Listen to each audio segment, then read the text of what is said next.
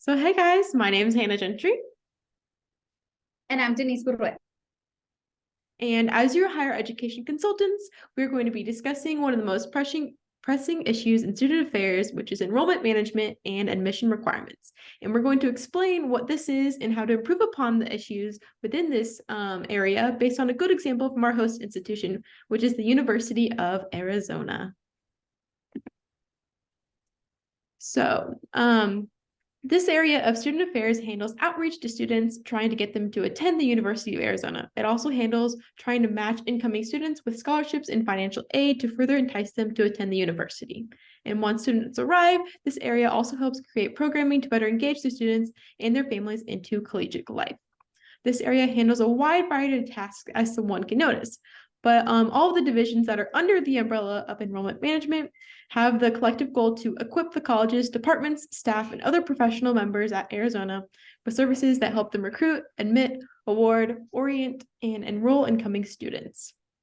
The University of Arizona's Enrollment Management Division mission statement is enrollment management enrolls and supports students throughout their Wildcat experience. Our division's mission is to ensure our diverse and high potential students are on the path to becoming innovative, adaptive learners and disruptive problem solvers who are prepared to lead meaningful lives and improve society in a rapidly changing world. The different divisions under the umbrella of enrollment management at the University of Arizona include undergraduate admissions, scholarships and financial aid, early academic outreach, new student orientation, parent and family programs, enrollment management, and student engagement and career development. But this presentation mainly focuses on the division of undergraduate admissions under the enrollment management umbrella. We are focusing on this division of enrollment management because we think that admission requirements are one of the most pressing issues in student affairs. And at the University of Arizona, you can see on our screen that our admission requirements have a GPA and high school graduation requirement, but you don't see any ACT or SAT score requirements. This one example of how institutions are slowly improving the student populations they enroll by getting rid of this barrier to enrollment in college universities. So how to access the College of Admissions. So the College of Admissions is there to support students before their application process, during their application process, and as well as once they finish and they get admitted into the university. The Office of Admissions is there, like I said, through all the way to make sure that students get that support needed while completing their application. The Office of Admissions should be flexible and provide flexible office times for parents, guardians, school counselors, and students to be able to contact them when is most convenient to them, pretty much after work and after school. A lot of this communication is done via email, phone calls, and now a lot of schools are moving towards texting, which is a big step up because a lot of our communication nowadays is done through texting. Some students are given also an admissions counselor to talk to, depending on the region they're located or the high school that they attend. And this is very helpful because the Office of Admissions becomes this one person that they can always go to when they need that support through this process. So overall, the Office of Admissions should be the application hub for all the students' needs through this process. So who is centered in this traditional design? So students that will benefit the university are centered in the traditional design of enrollment management areas and admissions requirements.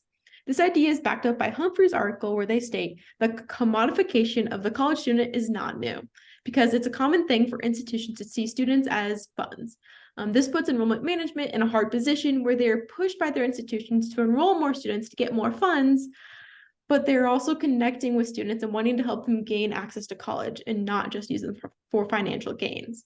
This idea of centering students that brings more financial income in and funding comes from the idea of academic capitalism. Slaughter and Rhodes explain this concept in relation to colleges where in institutions of higher learning in the United States, there's a greater interest in pursuing economic advancement, monetary benefits, and financial goals than in academic excellence.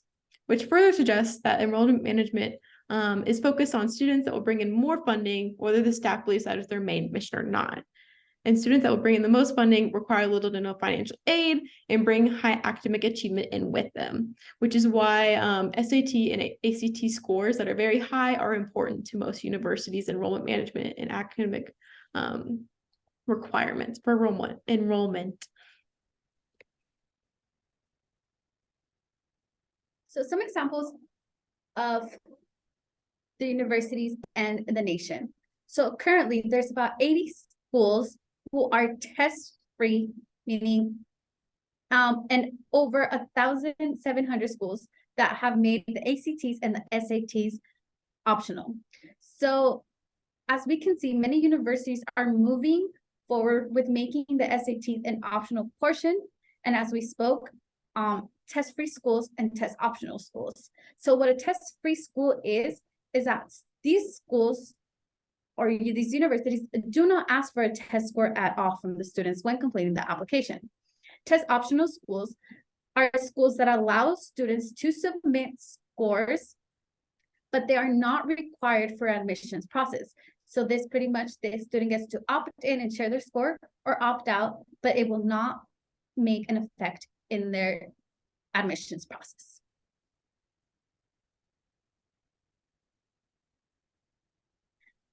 So there's reasons for the ACT and ACT not to be required. So these tests tend to not be disability friendly. So if the student needs more time, this is maybe something that cannot be given to them. Students can also suffer from test anxiety, which can impact their testing scores and not show the student's full potential. ACTs and SATs are not showing the true potential of the students' abilities to succeed in college. And a lot of these students are also first-gen or low-income students. So depending on their school and their needs, they're not able to attend college prep courses, the prep courses for the ACT and ACTs, since they cost money. And schools have been moving more towards making the essay portion a required portion instead of asking for these scores. And they have noticed that academic success can be shown through their GPAs rather than just placing them as a test score.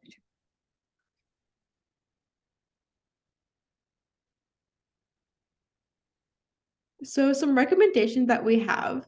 So ACT and SAT testing should not be used as part of prospecting or enrolling students into universities, in our opinion, as a consultant.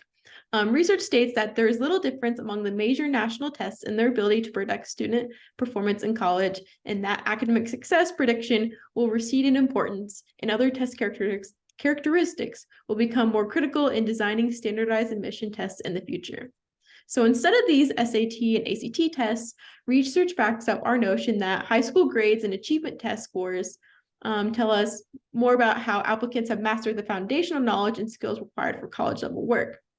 And if we want to incorporate tests still, we can. We just need to use tests that connect to a national curriculum so everyone is tested on the same things.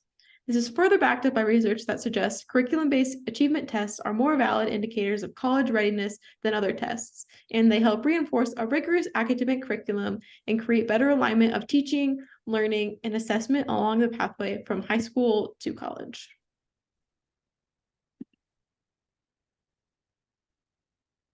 So some more additional recommendations.